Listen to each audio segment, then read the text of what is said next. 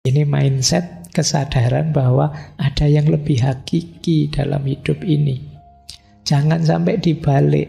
Harusnya dunia adalah bekal kita untuk akhirat yang lebih hakiki. Kalau dibalik nanti yang akhirat kita korbankan demi kejayaan duniawi. Nah, ini namanya orang yang sadar ada yang lebih hakiki. Jangan sampai kita mengorbankan yang ini. Bahwa kita harus memperjuangkan pilihan dan aspirasi kita, iya. Tapi jangan mengorbankan yang lebih hakiki.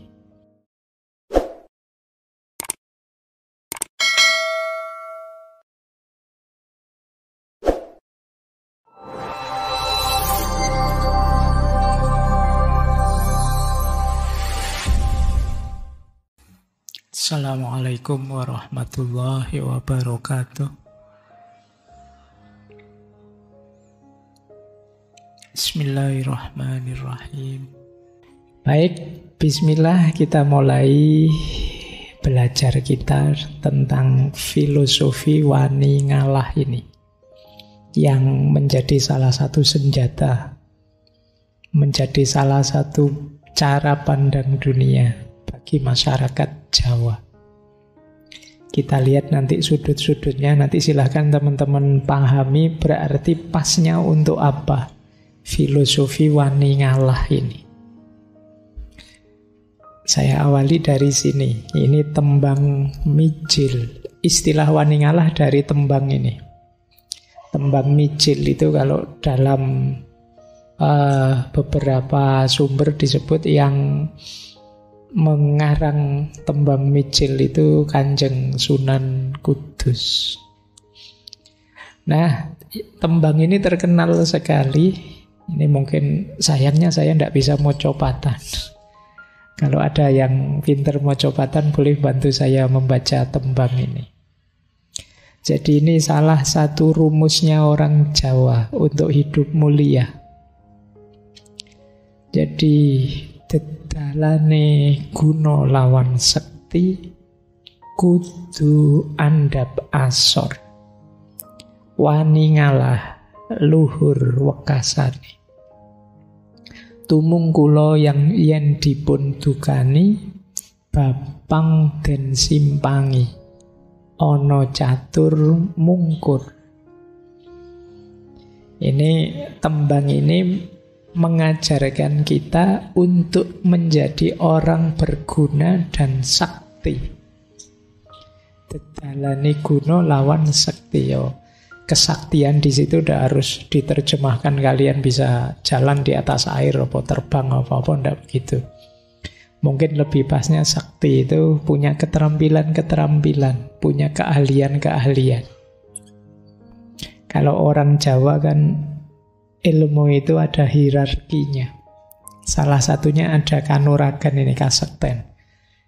Yang kalau zaman sekarang mungkin penerjemahannya kita bisa apa, punya skill apa, punya keterampilan apa. Kan ada, mungkin pernah saya sampaikan juga ya, tataran ilmunya orang Jawa itu. Yang paling awal namanya kanoman.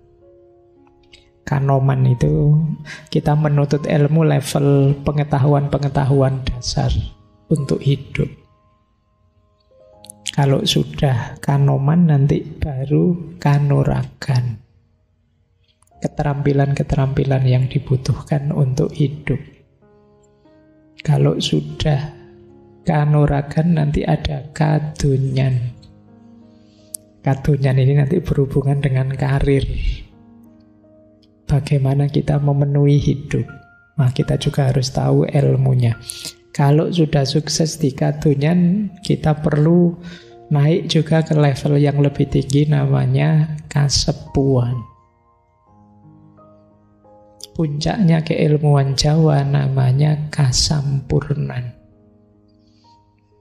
Bandingkan leveling ini dengan kalau di tasawuf itu ada syariat, torekot, hakikat, dan ma'rifat. Ya itu nanti kapan-kapan kita bahas ya. Kalau saya jujuk ke situ kalian nanti tiba-tiba pengen jadi wali.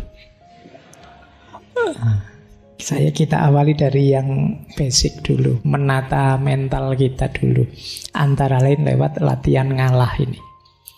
Jadi dedalane guna lawan sekti, jalannya kita jadi manusia yang berguna dan sakti. Di situ saya terjemahkan sakti itu berkualitas.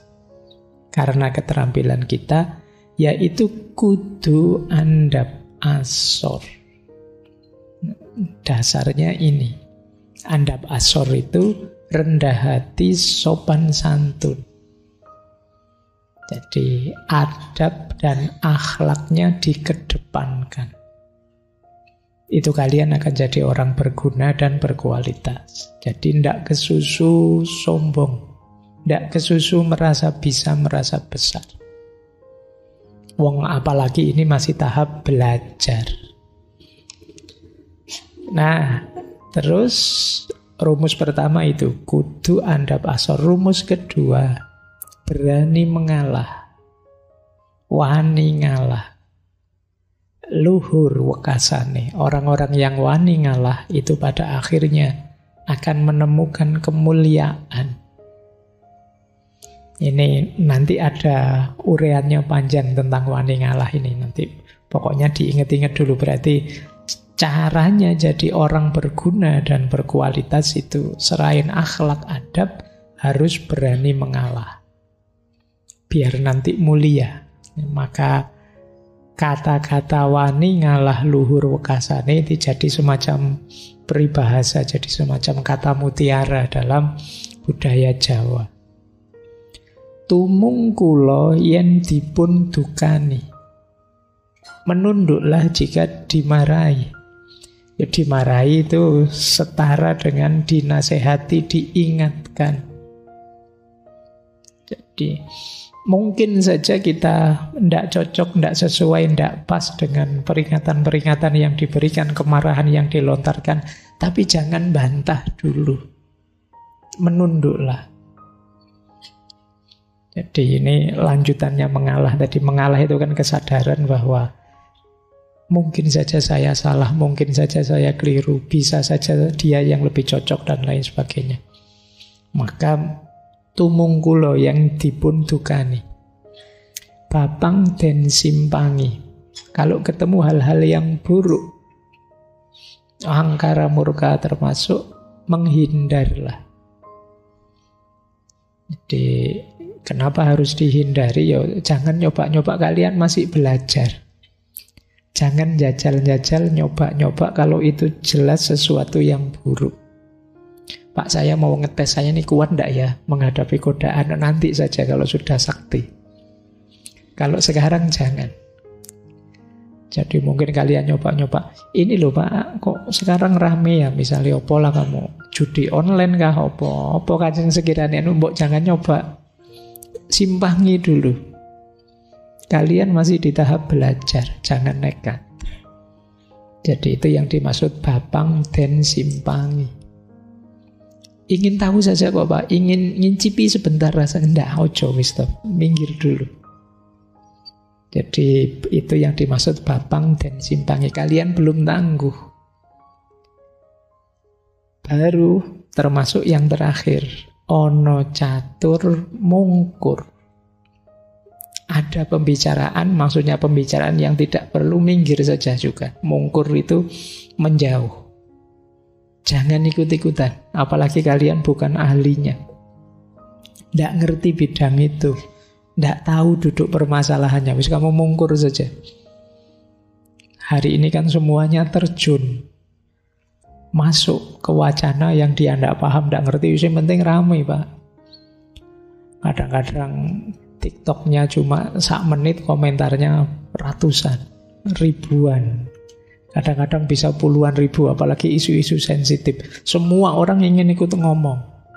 Baik yang ahlinya maupun yang tidak ahlinya. Yang ahlinya sih mending, yang tidak ahlinya itu loh, kalian ngomong apa? Kadang-kadang mancing-mancing masalah, memang iseng. Nah, kalau di sini dinasihati, kalau ingin jadi orang berguna dan sekti, ono catur mungkur, minggir dulu, bukan apa-apa, biar nggak nambah masalah. Kita ini masih di tahap belajar. Nanti kalau sudah ahlinya, kalian masuk dengan mantap memberi solusi. Karena kalau yang bukan ahlinya masuk dengan mantap, akhirnya nambah masalah. Kadang-kadang barang tidak ada apa-apa, begitu kalian komen sekarang ada masalah. Kamu komennya, wah salah fokus saya dengan ini. Wah, akhirnya fokusnya ganti, terus rame. Nah, ayo kita belajar cuma malam hari ini kita belajar salah satunya saja ya, wani ngalahnya. Ini kalau diomongkan pendek, simple, tapi dijalankan tidak gampang. Karena hari ini mental kita itu mental pertandingan. Siapa kalah, siapa menang. Rebutan. Sekedar tempat duduk untuk ngaji ini kan kalian juga rebutan tuh. Mesti nomor 1 dipilih yang ada sendenannya. Yang bisa. Oke, baik, kita mulai ya. Itu filosofi wani ngalah ini jadi berat untuk dijalankan kalau mentalnya seperti itu. Nah, kita mulai begini. Kita awali dari dasar filosofinya. Mengapa sih orang itu kok disarankan mengalah? Kira-kira filosofi apa yang melatar belakanginya?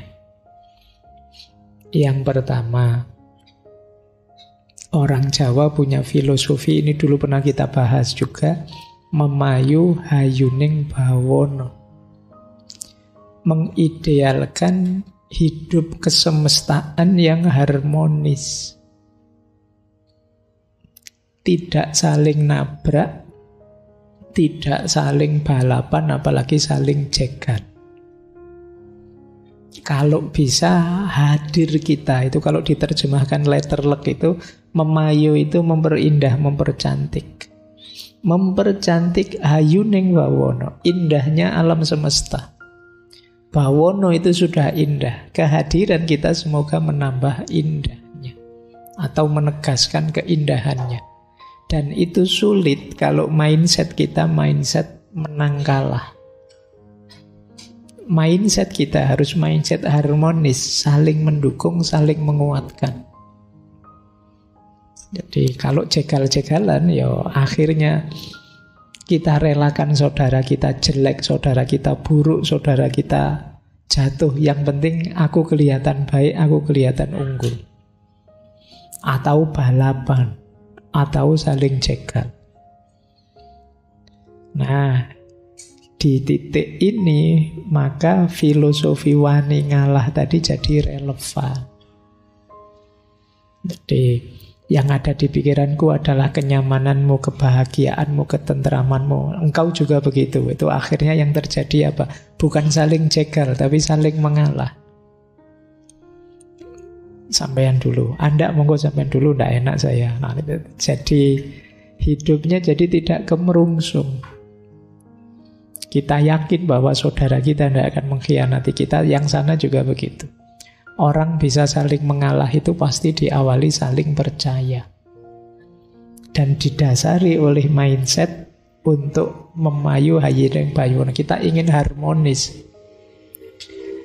Yo, ini nggak usah jauh-jauh dengan sesama yang senusantara, dengan saudaramu sendiri, temanmu sendiri, bahkan pasanganmu sendiri. Yo harus punya cara pandang ini. Kalau tidak ada yang mau ngalah, itu kan sama dengan tidak ada yang mau berkorban. Semua ingin mengambil keuntungan. Kalau yang ada ini berat sekali hidup kita.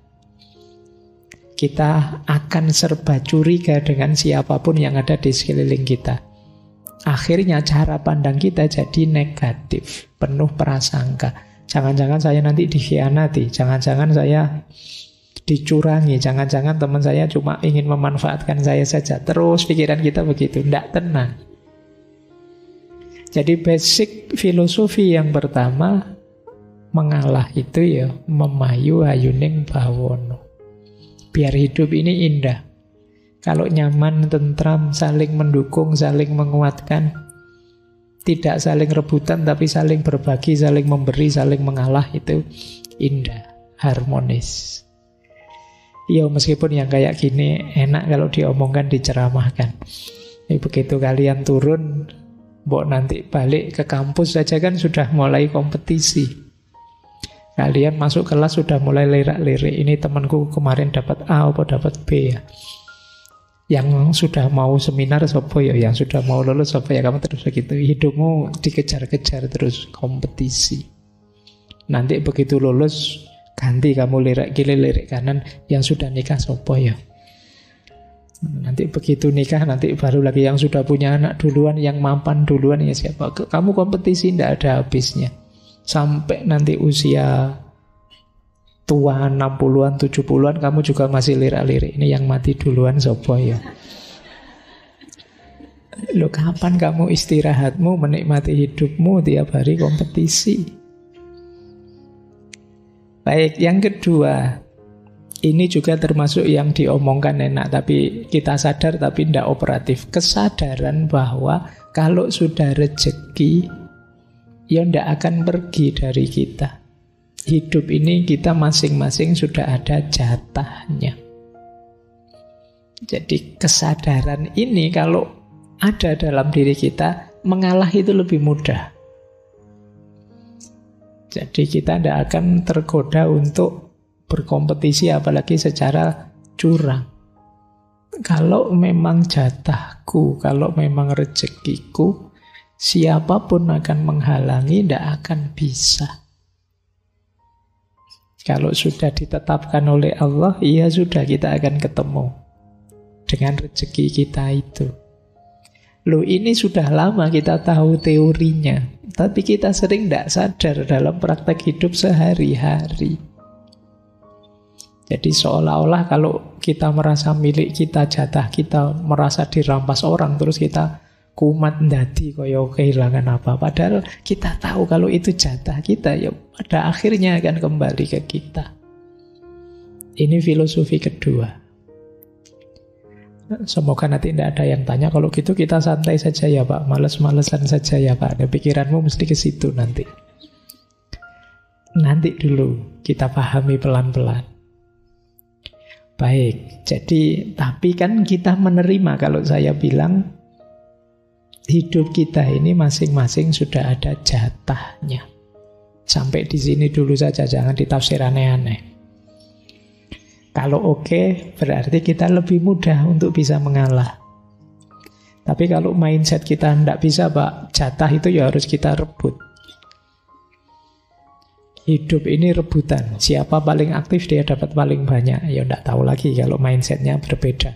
Makanya bulan ini saya kasih judul cara pandang yang berbeda. Ini yang kedua. Yang ketiga, ini nyambung memayu hayuning bawono tadi. Orang Jawa itu sangat mengutamakan solidaritas sosial.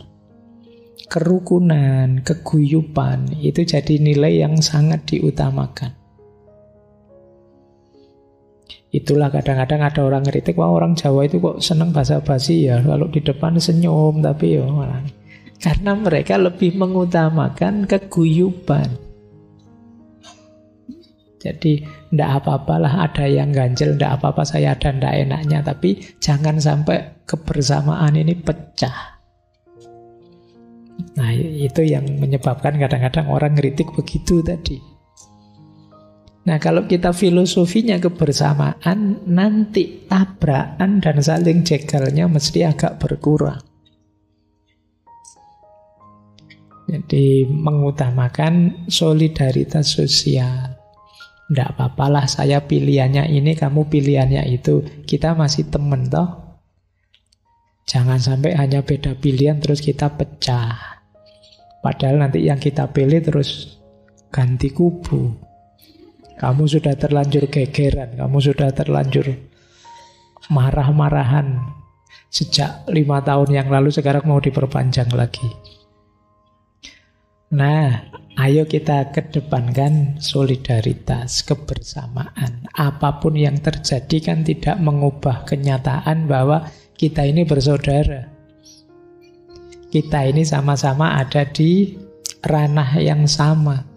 Kita ada di lapangan yang sama. Terus yang keempat, jiwa mengalah itu bisa tampil dengan mindset, apa sih dunia ini? Ada yang lebih hakiki yang harus kita perjuangkan. Jadi kalau sekedar kejayaan duniawi, kemewahan duniawi, kesuksesan duniawi, monggo saja. Saya tidak rebutan. Ini mindset kesadaran bahwa ada yang lebih hakiki dalam hidup ini. Jangan sampai dibalik. Harusnya dunia adalah bekal kita untuk akhirat yang lebih hakiki. Kalau dibalik nanti yang akhirat kita korbankan demi kejayaan duniawi. Nah, ini namanya orang yang sadar ada yang lebih hakiki. Jangan sampai kita mengorbankan yang ini. Bahwa kita harus memperjuangkan pilihan dan aspirasi kita, iya. Tapi jangan mengorbankan yang lebih hakiki. Misalnya terus kalian bikin berita-berita hoax. Itu kan mengorbankan yang lebih hakiki. Kamu tahu bahwa itu bohong, tapi kamu blow up saja, mumpung menguntungkan pilihanku. Nah ini berarti kesadaran ini tidak ada di kalian. Kalau kesadaran ini tidak ada, sulit orang ngalah. Jadi orang ngalah itu karena sadar yang dia pasrahkan, yang kemenangan yang dia berikan ke yang lain, itu bukan sesuatu yang hakiki. Monggo sajalah kalau cuma uang, kalau cuma ketenaran, kalau cuma kejayaan, kesuksesan duniawi, monggo saja. Saya ndak kemerungsung untuk rebutan di situ. Nah ini kesadaran akan yang lebih hakiki. Kemudian ini juga kuat di Jawa, rasa malu dan harga diri. Malu kalau saya ini kelihatan kemerungsung sekali, kelihatan semangat sekali mengejar yang duniawi. Nah ini rasa malu. Nah, malu saya kalau masih tergoda dengan yang itu, malu saya. Malu ini sebenarnya kelihatan sederhana, tapi kalau dalam dunia tasawuf ini makomnya tinggi. Orang bisa jadi orang baik itu antara lain karena masih punya rasa malu. Pingin sih ya korupsi, tapi malu Nanti kalau ketahuan betapa jatuh hancur semuanya. Nah ini rasa malu. Boleh nanti kalau ada yang pingin nulis tesis ya, malu sebagai solusi pemberantasan korupsi misalnya. Nah, karena orang kalau sudah tidak tahu malu itu sulit direm. Yang bisa ngerem rasa dalam dirinya sendiri, rasa malu tadi. Makanya dalam tasawuf itu ada makom namanya muraqabah. Makom muraqabah itu makom seseorang yang merasa diawasi terus oleh Allah. Karena merasa diawasi terus oleh Allah, maka dia merasa tidak nyaman, malu kalau melakukan yang buruk-buruk. Jangankan yang buruk-buruk, yang tidak pantas saja kadang juga malu. Kenapa? Sadar bahwa Allah selalu lihat saya. Meskipun di kamar sendirian, tidak satu pun orang tahu. Tapi kan Allah tahu ya, malu nanti. Meskipun tidak ada CCTV-nya, tapi CCTV-nya Allah kan selalu on. Nanti di akhirat diputer. Malu kita ya kalau dilihat. Nah ini rasa malu. Rasa malu ini menguatkan kita untuk tidak terlalu diburu, digoda oleh dunia sehingga kita mudah untuk mengalah. Jadi ini basis filosofinya.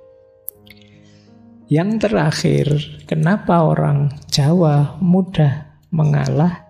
Karena dalam tradisi dan cara pandang Jawa, manusia itu disarankan memperbanyak tirakat. Jadi ini menarik. Tirakat itu semacam kalau ada yang pahit dan yang menyenangkan, saya pilih yang pahit dulu demi kesenangan yang lebih panjang. Itu logikanya orang tirakat. Seperti orang puasa. Saya punya uang sih, makan sehari 3 kali bisa, tapi saya milih puasa saja biar nanti bisa buka puasa. Ini tirakat. Tidak apa-apa kamu menang dulu. Kalau kamu kemerungsung sekali ingin dapat, monggo, saya terakhir saja. Ini kadang-kadang dalam konteks tirakat. Bisa sakti dan lain-lain tadi itu ya jalannya tirakat tetap. Ya istilah tirakat mungkin dekat dengan bahasa Arab, meninggalkan. Jadi meninggalkan kan bukan berarti tidak punya, saya punya, cuma saya hindari dulu. Itu tirakat. Saya masih ingat dulu saya pernah menjelaskan ini, tapi lupa di sesi apa. Jadi ini logikanya orang tirakat. Jadi jangan hanya dimaknai menyiksa diri. Pak, ndak zamannya Pak tirakat itu Pak. Sekarang fasilitas hidup banyak, ngapain tirakat-tirakat segala. Ndak, tirakat itu adalah latihan. Dalam rangka apa? Ya biar kualitas diri kita tambah meningkat. Orang itu kalau sudah latihan kan terus tambah tangguh. Latihan apa? Latihan tidak tergoda oleh hal-hal duniawi. Tirakat itu puasa, tapi tidak untuk melemahkan diri, tapi demi daya tahan. Ini menarik. Logika seperti ini kalau dalam falsafah Cina ada istilah yin yang. Yin yang itu kebalikannya. Puasa itu kan harusnya lapar, kita jadi lemah. Tapi uniknya puasa itu membuat kita tambah kuat. Daya tahan kita tambah hebat. Sama seperti melekan. Melekan tapi dalam rangka nanti kalau kita tidur bisa lebih nyenyak. Nah, ini menarik logikanya. Sakit tapi demi lebih sehat. Dalam hidup ini banyak kita harus milih sakit dulu untuk lebih sehat. Jogging itu kan capek, sakit, tapi kan biar kita lebih sehat. Minum obat itu kan pahit, tapi kan demi lebih sehat. Kalian menghindari minyak-minyak itu kan pahit. Wong minyak itu gurih, enak. Apalagi daripada ndak makan nasi, mending kan kamu sering begitu, ndak nasi, ndak gorengan, ndak itu kan sering menyiksamu.